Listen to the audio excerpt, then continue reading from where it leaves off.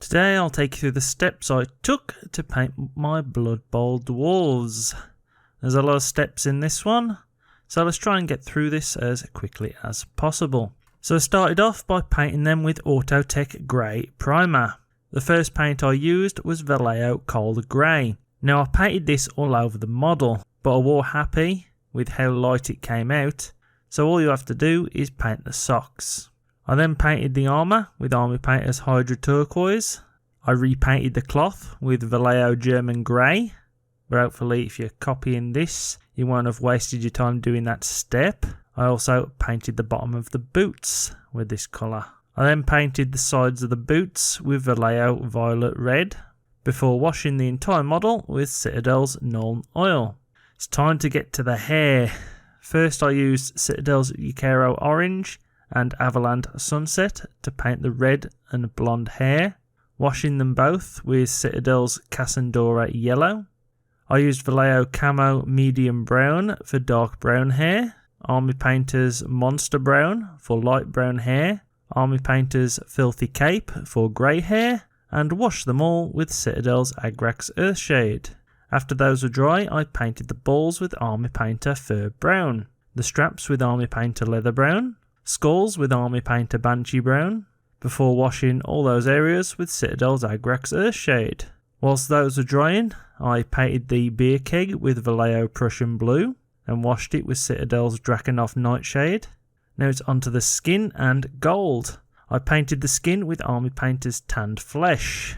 I painted all the gold with Citadel's Retributor Armour, and then washed not just all those areas with Citadel's Reikland Flesh Shade, but I also washed the red and blonde hair with it also, as I felt like they needed more shade.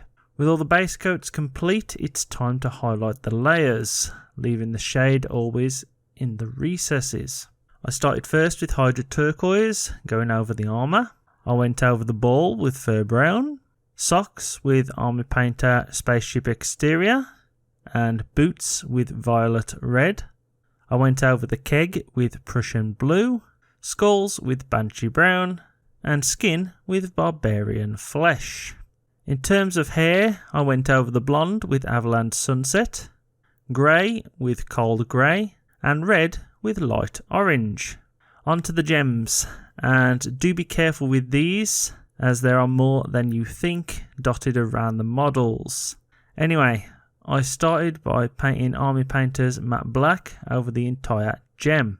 I used Vallejo Royal Purple to paint 3/4 of it, leaving the top right corner on all of them black.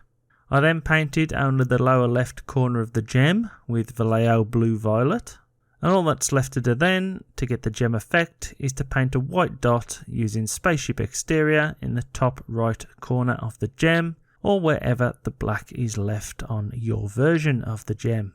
Onto the base, I started by painting the stones with Army Painter Stone Golem, and after they were dry I washed them with Nuln Oil before painting the rest of the base with matte black.